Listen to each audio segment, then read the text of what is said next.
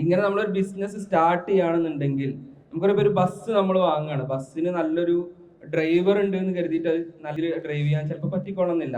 അതിന്റെ ടയർ നന്നാവണം, അതിന്റെ എല്ലാ പാർട്സും അടിപൊളിയായാലും അതൊരു ടീം വർക്കോട് കൂടി പോകുമ്പോഴാണ് ആ ബസ് നമ്മൾ എത്തുന്നിടത്തേക്ക് എത്തുക. ഇതുപോലെ നമുക്ക് നല്ലൊരു ബിസിനസ് ആശയമുണ്ടെങ്കിൽ അത് ആളുകളിലേക്ക് എത്തിക്കാൻ നല്ലൊരു ടീം വർക്ക് നമ്മളെ കൂടെ വേണം. നമ്മൾ തന്നെ അല്ല വേണ്ടത്, നമ്മുടെ കൂടെ ഒരു പറ്റം കൂടുതൽ ആളുകൾ വേണം. അപ്പൊ നമുക്ക് കൃത്യമായിട്ടൊരു ടീം വേണമായിരുന്നു.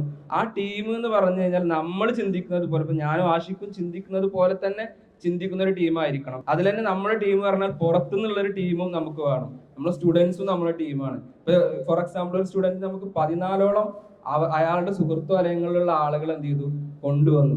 അതുപോലൊരു ഗൾഫിലുള്ള ഒരു വിദ്യാർത്ഥി പഠിക്കുന്നതിനോടൊപ്പം സ്വന്തം സുഹൃത്തിനെ ആ കമ്പനിയിൽ, കുടുംബത്തിലൊന്നല്ല കമ്പനിയിൽ ഒപ്പം വർക്ക് ചെയ്യുന്ന സ്വന്തം സുഹൃത്തിനെ, ലോ ലെവൽ വർക്ക് ചെയ്യുന്ന ആളെ അപ്ഗ്രേഡ് ചെയ്യാൻ വേണ്ടിയിട്ട് അദ്ദേഹത്തിന് ഒരു ആഗ്രഹം ഉണ്ടായി. സ്വന്തം ക്യാഷ് എടുത്തിട്ട് എന്ത് ചെയ്യാണ്, സുഹൃത്തിനെ പഠിപ്പിക്കുകയാണ്. ഇത് നമ്മളൊരു ടീമാണ്.